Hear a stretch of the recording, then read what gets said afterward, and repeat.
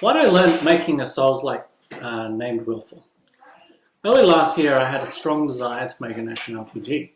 I'd just about beaten Sekiro, and I was knee-deep into Elden Ring. So I did what every fanboy or girl would do, given a chance. Tried to make my own game, with a guy swinging a big sword. So how did I start? Well, I Googled it. I found a great Udemy course and jumped right in. 1 month later, I had myself a functional little character swinging a big sword. Or two. So, as you can guess, what went wrong over time? To begin with, I had a lack of planning. I was completely new to making this genre of game, and I couldn't assess what impact making simple decisions like camera perspective or semi-realistic art style meant. The lack of understanding of the third-person camera was also an issue. I fiddled about creating various different control schemes and started to realize all the very subtle things that go into just the camera portion of a AAA game is incredible, time-consuming, and, to be honest, quite difficult. You've got things like zoom, shake, autofocus, auto-aim, lock-on aim, weapon aim, camera distance to certain creatures or environments, and a whole lot more.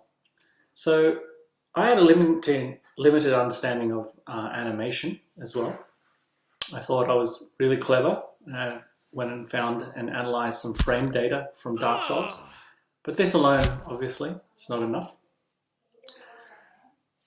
That only really gave me a reference. I still had to make my own game. And that takes not just time, not just skill, but also a fair bit of understanding. And that understanding just comes through experience. So whilst I can't recommend that you don't do things the way I did it, I can certainly recommend understanding just how long it may actually take before you have something to a plausible state where you could say, okay, I think other people could play this.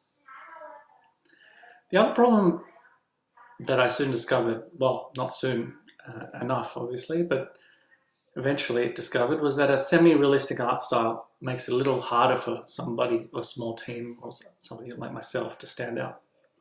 One very important thing I realized only after making a whole level and game was that a semi-realistic art style, well, the more realistic it goes, the less stylized, obviously, and therefore, unfortunately, a little bit more generic. So, lesson learned, art prototyping at the beginning is crucial. I simply ran out of time. I set myself a 6-month budget and I stuck to it. At the end, I had an unpolished but functional demo. Not quite enough to attract more funding required to finish, I'm afraid. But it's not all bad news. I can still continue without funding, maybe. I've gotten a lot better and a better understanding of what the pipeline and all of it takes. I can take my learning and apply it to a simple project, perhaps. A top-down camera, simpler, less textured, or maybe even no textured art style. So, welcome back. My name's Andrew. Stick around, hopefully you'll learn something, or at least learn something what I did wrong. Okay, bye now.